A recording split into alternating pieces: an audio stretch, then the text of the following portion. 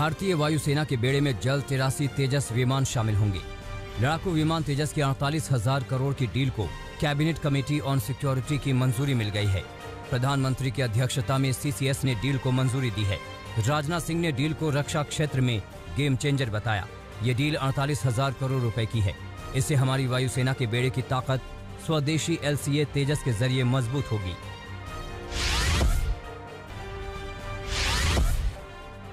Love जिहाद कानून को लेकर इलाहाबाद हाईकोर्ट ने योगी सरकार को झटका दिया है।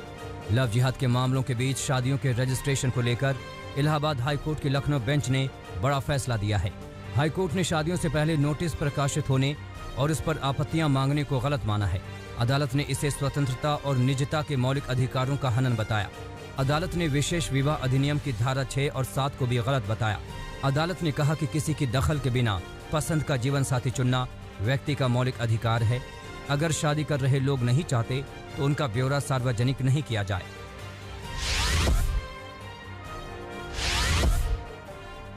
देश में कोरोना वैक्सीन के वितरण का काम तेजी से जारी है।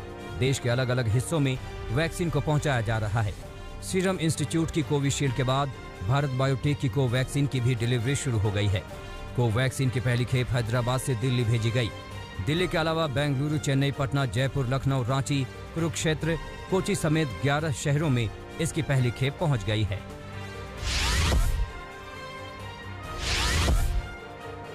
नए साल में सभी वाहनों के लिए फास्टैग जरूरी कर दिया गया है। यमुना एक्सप्रेसवे पर फास्टैग फरवरी से शुरू होगा। IDBI बैंक और JP इंफ्राटेक इसके लिए सहमत हो गए हैं। दोनों के बीच इस सिलसिले में करार होना है। IRP ने यमुना अथॉरिटी को यह जानकारी दी है। पिछले सप्ताह एक बैठक की थी जिसमें एक सप्ताह में यमुना एक्सप्रेसवे पर फास्टैग को लागू करने के लिए कदम उठाने के निर्देश दिए थे।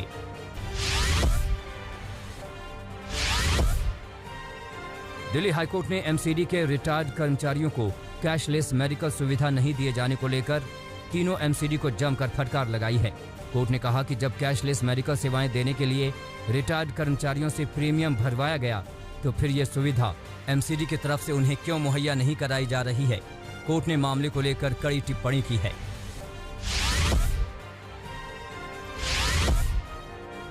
सुप्रीम कोर्ट के एक फैसले ने बिल्डरों की मनमानी पर और सख्त नकेल कस दी है। पीठ ने अपने फैसले में साफ कहा कि बिल्डर का एक तरफा करार और मनमानी अब नहीं चलेगी। अगर समय पर घर खरीदार को करार की शर्तों के मुताबिक आशियाना नहीं मिला तो बिल्डर को पूरी जमा रकम 9% ब्याज की रकम समेत वापस करनी होगी।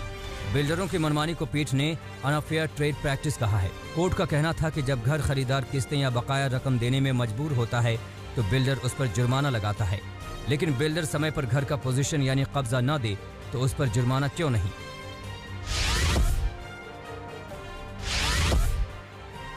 दिल्ली सरकार ने 10वीं और 12वीं क्लास के लिए स्कूल खोलने के आदेश दे दिए हैं। राजधानी में स्कूल 18 जनवरी से खुलेंगे। बोर्ड परीक्षाओं की तैयारियों को देखते हुए यह फैसला लिया गया है। 10वीं और 12वीं क्लास के लिए 18 जनवरी से प्रैक्टिकल प्रोजेक्ट काउंसलिंग के लिए स्कूल खोलने की अनुमति दी गई है। अभिभावकों की सहमति से ही बच्चों को बुलाया जा सकेगा। बच्चों को आने के लिए बाध्य नहीं किया जाएगा।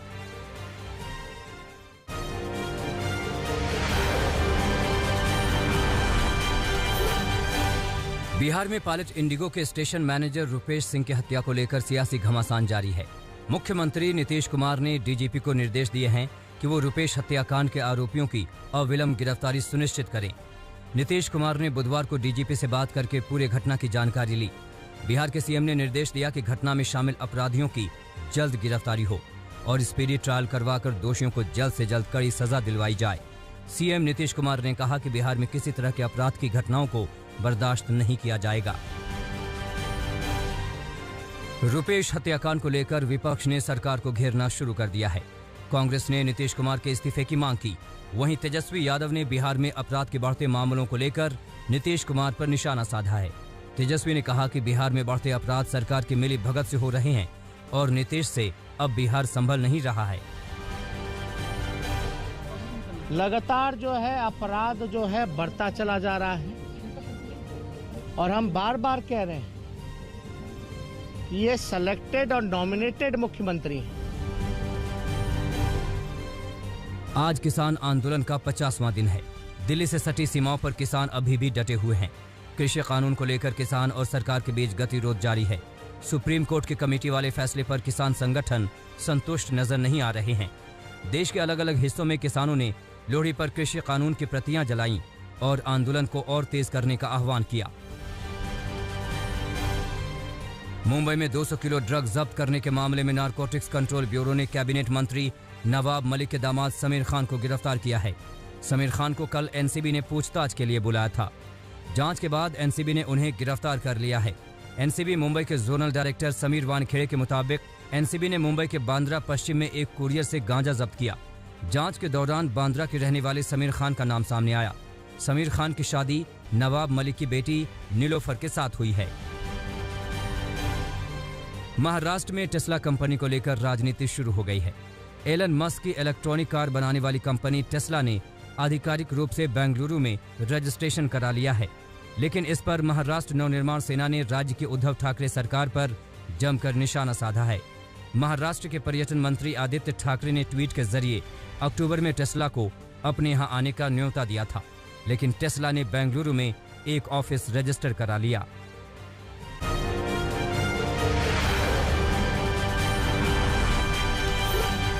पूरे उत्तर भारत में इस वक्त कड़ाके की ठंड पड़ रही है। सबसे बुरा हाल जम्मू कश्मीर का है, जहां सर्दी ने पिछले कई सालों का रिकॉर्ड तोड़ दिया है। पहलगाम में पारा -12 डिग्री तक गिर गया। गुलमर्ग में भी तापमान -10 डिग्री दर्ज किया गया।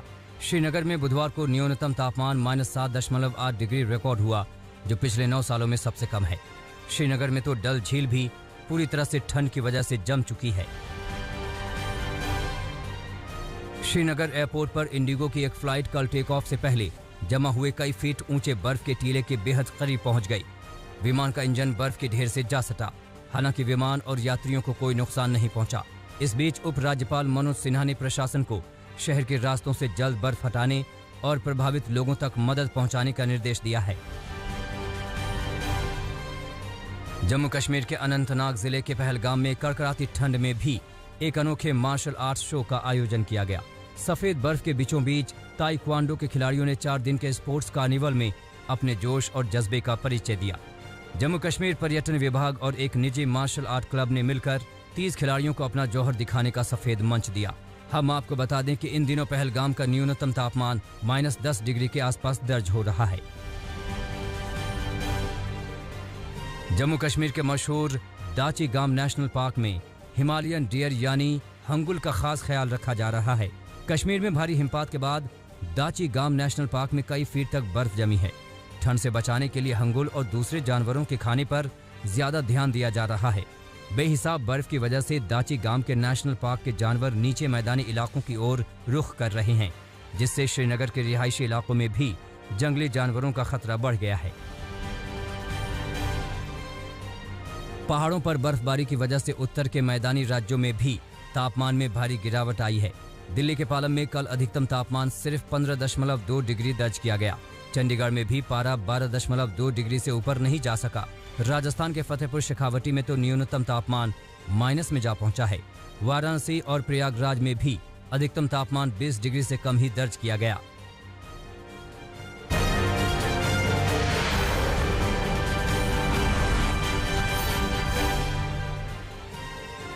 बीती रात कोलकाता के बाग बाजार की झुग्गी झोपड़ियों में भीषण आग लग गई। इस अग्निकांड में 1 दर्जन से ज्यादा झोपड़ियां जलकर खाक हो गईं।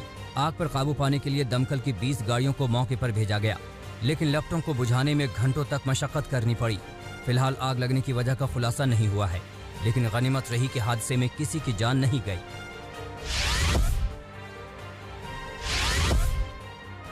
उत्तर प्रदेश के फर्रुखाबाद में सालों पुराने अवैध अतिक्रमण पर प्रशासन का बुलडोजर चला।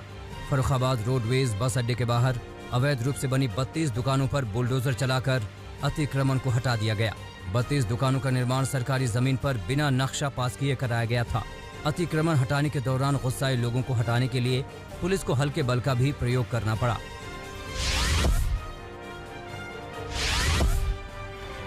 यूपी में मथुरा के थाना सुरीर कोतवाली इलाके में यमुना एक्सप्रेसवे पर इनामी अपराधी अनूप और एसटीएस के जवानों में मुठभेड़ हो गई। दरअसल दिल्ली बॉर्डर से 1 लाख के इनामी बदमाश अनूप को गिरफ्तार कर मथुरा के थाना हाईवे में ले जाया जा रहा था। इस दौरान माइलस्टोन 84 के पास अनूप ने गाड़ी रुकवाई और गाड़ी से उतरते ही पिस्टल छीनकर फायरिंग कर भागने लगा। गोलीबारी में 2 सिपाही राजन और मनोज चिकारा घायल हो गए। वहीं एसटीएफ की जवाबी फायरिंग में बदमाश अनूप के पैर में भी गोली लगी। अनूप पर मथुरा जिले में दर्जनों मुकदमे दर्ज हैं।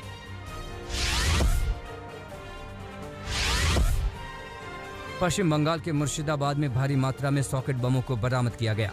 मुर्शिदाबाद पुलिस ने बुधवार को रायपारा में एक बांस के बगीचे से 25 ताज़ा सॉकेट बमों को जब्त किया।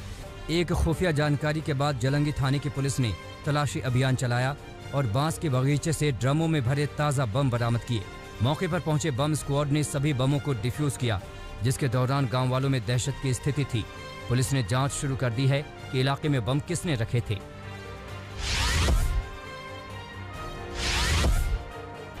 उत्तर प्रदेश के गाजीपुर में पुलिस ने हथियारों की बड़ी खेप को जब्त किया है। पुलिस के मुताबिक पंचायत चुनाव को प्रभावित करने के लिए मध्य प्रदेश के उज्जैन से हथियारों को यूपी के लिए बलिया लाया जा रहा था। इसी बीच गाजीपुर पुलिस ने हथियारों समेत 2 असलहा तस्करों को कार समेत गिरफ्तार कर लिया। बरामद असलहों में 9 देसी तमंचा और 3 पिस्टल के साथ भारी मात्रा में कारतूस हैं। पुलिस को पहले ही इसकी खुफिया जानकारी मिल गई थी। यूपी के सिद्धार्थनगर में रिवॉल्वर की नोक पर एक गल्ला कारोबारी से लुटेरों ने 8,40,000 की नकद लूट ली। घटना सिद्धार्थनगर के डुमरियागंज सर्किल के सिलोखरा चौराहे की है, जहां गल्ला व्यवसायी कल्प नारायण पर दिन दहाड़े अपराधियों ने कनपटी पर रिवॉल्वर तान दी। गल्ला व्यवसायी अपने गांव से सेंट्रल बैंक में पैसा जमा करने जा रहे थे। जिले के डीएसपी ने बताया कि घटना को अंजाम देने वाले पल्सर सवार अपराधियों की तलाश तेज कर दी गई है।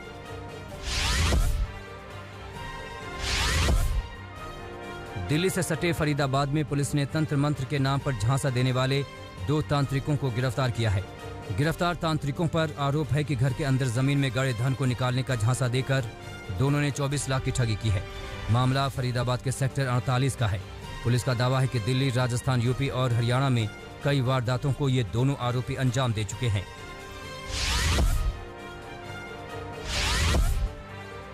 राजस्थान के पाली में एक अपराधी को 10 कमांडो अपनी सुरक्षा में लेकर अस्पताल पहुंचे। जी हां, खबर हैरान करने वाली लेकिन सच है। दरअसल 6 जनवरी को हिस्ट्री शीटर जबर सिंह राजपूत पर हमला करने वाले दिल्ली, हरियाणा, पंजाब के मोस्ट वांटेड रवि उर्फ भोला यादव को पुलिस ने अपने कब्जे में ले लिया था। क्रॉस फायरिंग के दौरान भोला यादव को भी गोली लगी थी। उसके बाद 10 हथियारबंद कमांडो उसे लेकर पाली के अस्पताल पहुंचे, क्योंकि पहले भी वो पुलिस कस्टडी से भागने में सफल रहा है।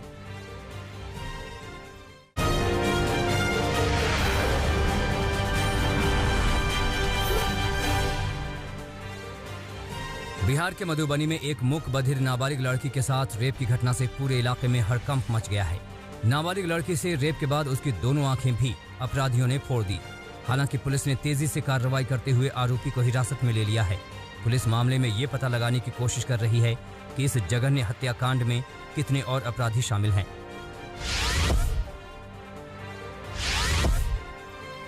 हरियाणा के सोनीपत में एक बार फिर बदमाशों का आतंक बढ़ने लगा है।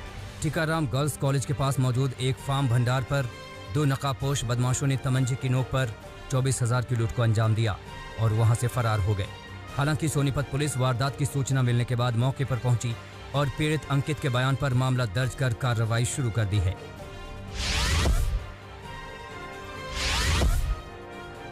ओडिशा के अंगुल से एक दिल दहलाने वाली वारदात सामने आई है। दरअसल एक शख्स की शराब की लत से परेशान परिवार वालों ने युवक को पोल से बांधकर जिंदा जला दिया। खुद लड़के की मां और लड़के के भाई ने इसके शरीर पर पेट्रोल डालकर उसमें आग लगा दी। उत्तर प्रदेश के मुजफ्फरनगर जिले के खतौली ब्लॉक में किसान मेले में जबरदस्त हंगामा हुआ। मामला उस वक्त बिगड़ गया जब राष्ट्रीय लोक दल के दर्जनों कार्यकर्ताओं ने मेले में घुसकर तोड़फोड़ मचानी शुरू कर दी। आरएलडी कार्यकर्ताओं ने मेले के मेन गेट पर लगाए गए गुब्बारों और गमलों को भी लाठी डंडों से तोड़फोड़ दिया। कार्यकर्ताओं और नेताओं ने जबरन मंच पर कब्जा कर सरकार के खिलाफ जमकर भाषणबाजी की।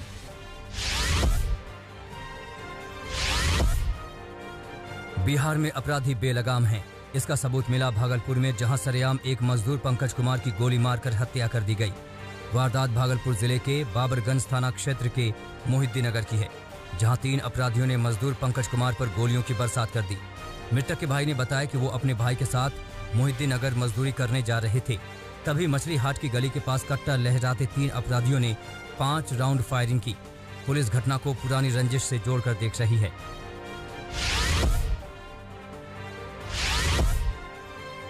कानपुर देहात में 11 जनवरी को छेड़खानी का विरोध करने पर लड़की की हत्या के मामले में नया मोड़ आ गया है। दरअसल हत्या के आरोपी के पिता की लाश गांव के बाहर एक पेड़ पर लटकी मिली। आरोपी के परिजनों का आरोप है कि लड़की के घर वालों ने ही हत्या करके लाश को पेड़ पर टांगा है। पुलिस इस मामले में पोस्टमार्टम के बाद ही हत्या या आत्महत्या का केस दर्ज करेगी।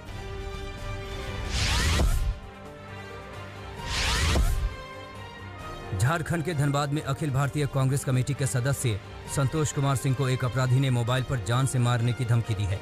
संतोष सिंह ने इसकी शिकायत झरिया थाना में की है। पुलिस अधिकारियों को दिए पत्र में संतोष सिंह ने कहा है कि सोमवार की रात एक अज्ञात शख्स ने मुझे झरिया में राजनीति नहीं करने की धमकी दी है और कहा है कि मैं राजनीति छोड़ दूं। फिलहाल पुलिस मामले की जांच कर रही है।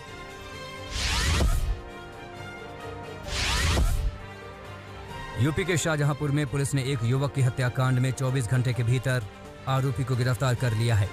सोमवार को निगोही थाना क्षेत्र के कला खुर्द गांव में बाइक पर अपने मामा के साथ जा रहे भांजे आशीष पर रामकृपाल नाम के शख्स ने पीठ पर तमंचे से 2 गोली मार दी और फरार हो गया। फिलहाल पुलिस ने हत्या के आरोपी को गिरफ्तार कर जेल भेज दिया है। आरोपी ने कहा कि मामा भांजे की जोड़ी ने पिछले साल उसके भाई की हत्या की थी। नमस्कार, मैं हूं अंजना ओम कश्यप। हमें उम्मीद है ये वीडियो आपको पसंद आया होगा। लेटेस्ट खबरों के लिए यूं ही देखते रहिए आज तक और इस वीडियो के पसंद आने पर लाइक, शेयर एंड सब्सक्राइब करना ना भूलें।